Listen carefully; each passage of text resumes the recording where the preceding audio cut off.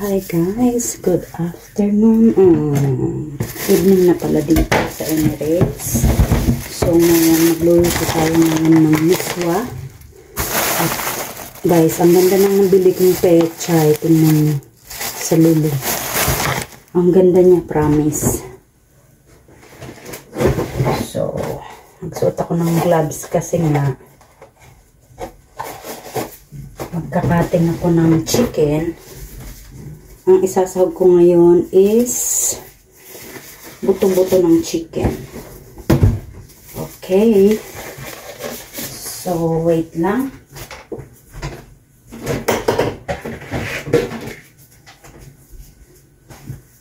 So, ang gaganda ng pechay guys. Oh, ang lalaki. Wala pa naman akong isda ngayon. Masarap to sa may may gata. Alam niyo yung sa Bicol, sinanglay, yung tilapia na malaki. Ayan.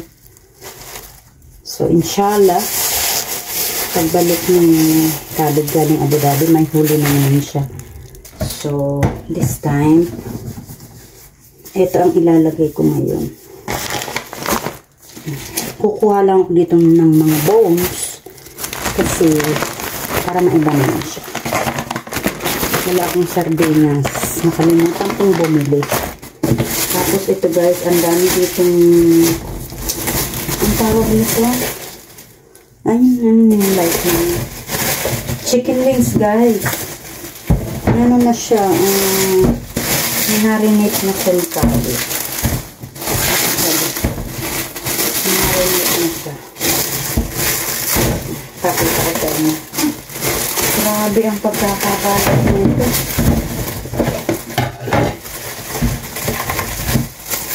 Wait ha. Grabing balutan ito. Balot na balot.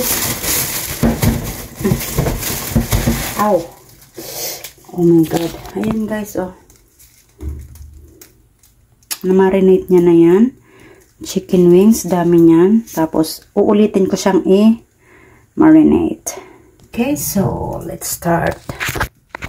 Para sa ating cutting. Sa ko ba kayo lalagay? Let's put it here. Guys, kakarating ko lang galing sa trabaho. Grabe ang hangin. Tanggalin ko naman yung cover nito. Gagawin ko na lang siya. Grabe ang hangin guys. Promise. Hawa.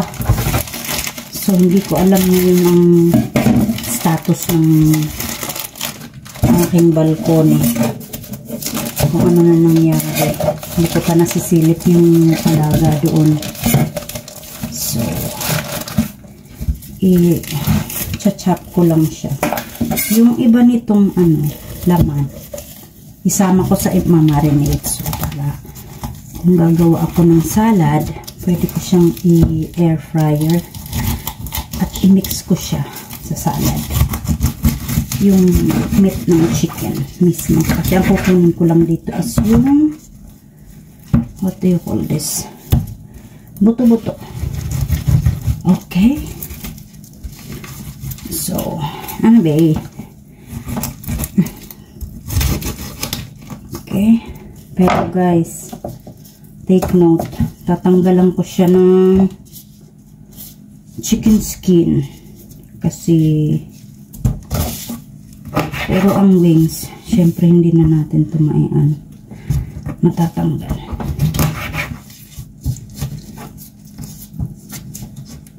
Tatanggalan ko siya ng skin. Okay? So, see you later. Sibuyas, garlic, at ang luya.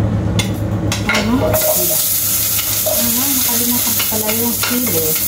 Anyway, naman guys. Last na natin yun.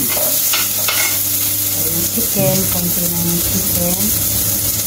Kasi ako na naman nakakain. I think hindi ko ito ibabaon ng bukas. Kasi wala. Isip-isipin na ako na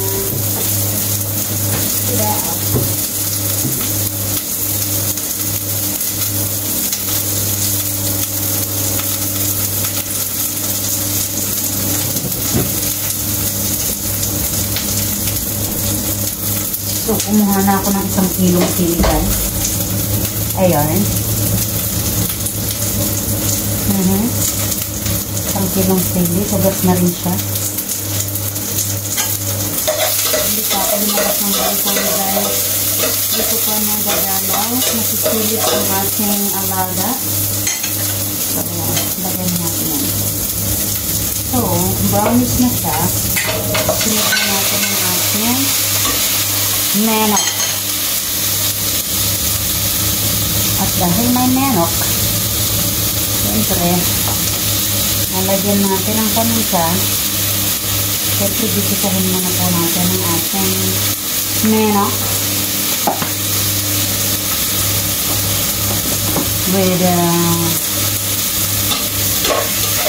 ayan, kalay pa kasi. Bakit ang lalagay ko dyan? Isa-isa. Today.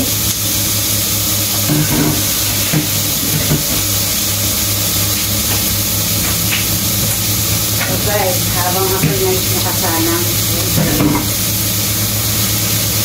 multitasking tayo at the same time nabubugad ng mga ginamit. Sunod-sunod lang ang buhay at isa. Pag wala kang tagalusaw. So,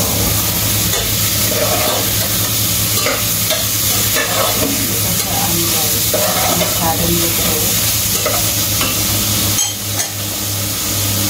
Caramelize lang natin ng konti. So, ito guys, konti lang ilalagay ko. Hindi ito babaunin ko bukas. Baka mag-ano na ako bukas. Mag-sushi or dalhin ko yung sushi wrap ko or either salad ulit. So, ayun siya. Kita nyo yan. So, konti pa. Makitang brownish. Sa hapon, masikip.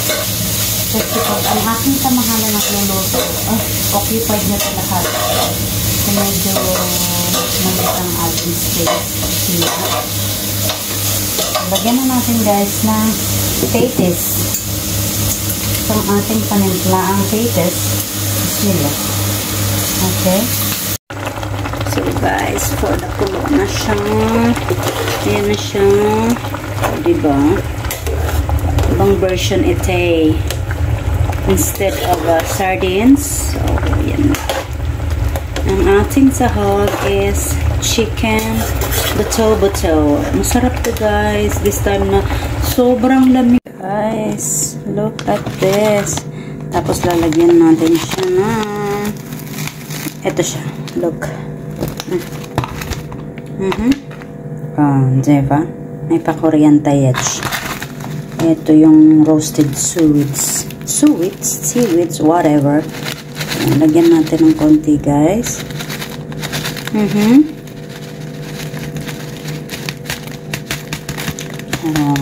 Diba? So, kahit saan mo yung ilagay. Pwede mong papakin, pwedeng sa salad, or anywhere you want to put it. Just, ganun. Sige na guys, bye! See you on my next vlog. Please like and subscribe. Babush!